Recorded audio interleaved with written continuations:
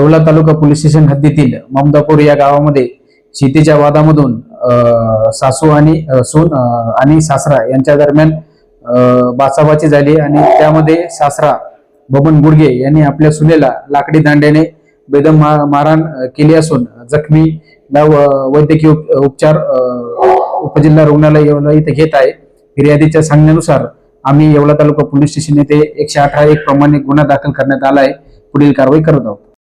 मी दत्तू बबन गुडगे राहणार ममदापूर। तर माझ्या शेतामध्ये माझी पत्नी मोटर चालू करण्यासाठी गेली असता माझे वडील भाऊ आई हे तिघ जण जाऊन यांनी माझ्या पत्नीला बेदम मारहाण केली।